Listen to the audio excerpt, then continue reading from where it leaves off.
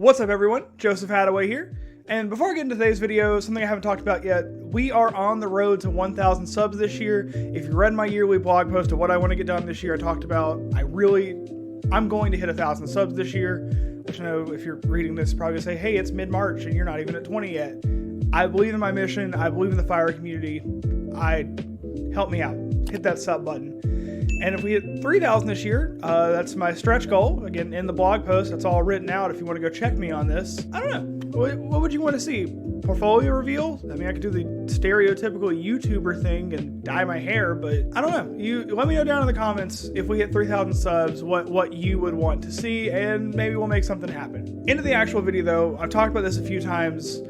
I want this channel and my journey to not just be what worked, what won, your stereotypical personal finance influencer guru content. I want to be transparent. I want to tell you what worked, what didn't work, why it didn't work, etc. All that fun stuff. So I've had some pretty bad failures for some bad ideas. I've had some pretty bad failures for some good ideas. And I want to pinpoint, I've picked out a few of my bigger fails over the last few years, and I want to talk about them here and how you can avoid the same fate that I did and maybe do it a little better. First up, and that's buying and reselling Amazon returns. I tweeted about this a few times and it came dangerously close to being its own video, but for a lot of 2022, I was making enough money, I guess is how I'm gonna word this, to buy Amazon returns off of eBay, like boxes, pallets of them, and then resell them either through Facebook Marketplace or again on eBay. And again, I was making enough money that I wanted to keep doing it, but I wasn't, especially looking back, making a whole lot of money.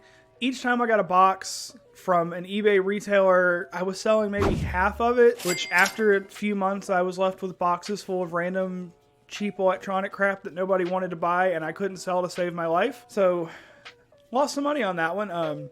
This one was very dangerously close to becoming its own video, but when I recorded it, I was sick. The numbers didn't work. Copium. You know what? Roll the clip. I'm going to buy a few $100s worth of Amazon returns to resell online. All right, now that I have the inventory, how do I plan on moving it? How do I plan on selling it? What's the point of just having the items here other than they're kind of fun to look at?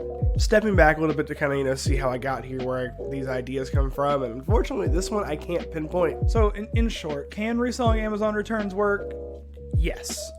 Do other people make it work every single day? Yes. Where did I go wrong? I bought crappy supplies from weird people off eBay that they couldn't sell, so they were pushing off onto me that I couldn't sell, and I pushed off to some other person. Whoever you are, Philip I'm not going to dox you here, but the middle of Alabama, if you see this, I'm sorry. I truly am. Good luck though. But I'm sorry. And if you want to do this better than what I did, go through a reputable site, especially if you have some more cash to spend. You can buy pallets starting at usually a few thousand up to anywhere north of like 30, 40,000. Those are going to FBA or even just sell online a little better. All right, next up is surveys on sites like Survey Junkie, Swagbucks, branded surveys. If you Google side hustle ideas, I can 100% guarantee you one of the top 5, maybe even top 3 things you're going to see on every single website is going to be take online surveys, like it's a big revolutionary idea. Well, I want to make my stance on this extremely clear and upfront right now. Surveys don't work. Sites are going to display you can make millions of dollars doing surveys, or we've paid out X million of dollars last year. Yeah, because everyone made a penny or $5 or something, and it's not worth your time. NerdWallet, there's a great article about that. Your average survey site pays less than $1 an hour. And that's even for the best performing ones here in the US. I've wanted to make a video for so long now. It's like I start with $0 and I get to blah, usually like 1,000 by the end of the week, or I buy something expensive. I've started that video so many times. I've restarted it, scrapped it, and I'm always going to start with surveys on that. And even before I started this whole YouTube journey, I would attempted, especially in college, to take surveys to help me pay the bills, and it's just not worth your time. I mean, you can say I'm not losing any money taking surveys, like how I lost upwards of $500 on Amazon returns in 2022. But the fact remains, you're going to end up investing 10 plus hours for probably about $5 or $6 that you maybe can't even cash out to PayPal. So, in my opinion, find something better to do with your time. Last big side hustle on this list that I've tried that I'm not really proud of is penny stock speculation. This one probably sticks the worst. So I truthfully fell for a pump and dump. Let me get that out of the way at first, but I got a tip, I think it was on Twitter, several years ago. I've been on Twitter for like 7 or 8 years now. Of a penny stock that was currently trading for like 50 cents a share, and someone had run the numbers. It was they were claiming to be an insider, and it was going to go up to over $100 a share. Well, I fell for it, and I'm not proud of that, and came very close to not making rent that month, and also we almost had to cancel a vacation because I lost our money. In short, I put $100 into that stock, bought me 200 shares, to do the math real quick.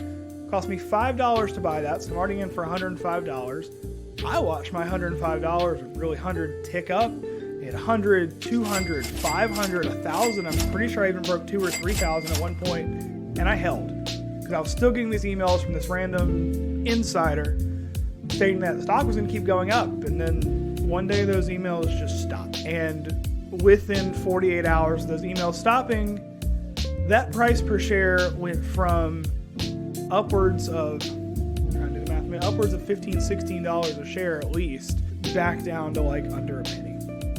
And it still cost me $5 to sell those shares. I didn't have to look at them anymore. So I miraculously turned $105 into negative $5. Probably the worst ROI in history. And I'm at day trading into this as well, because like many others out there, I've learned the hard way that day trading doesn't work. I'm not going to argue with anybody about that. I'm spitting facts, and that's just the truth. Day trading doesn't work. It doesn't. I don't care who says it does. It doesn't. And I don't want to get too into this because I have another video coming up that I'm really excited about. I hired some day trading coaches to teach me to day trade.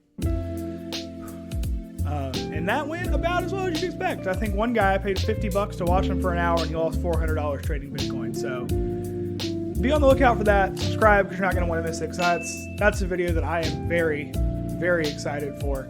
Hey, thank you all so much for watching. Like I said, I don't want this channel to be just my wins.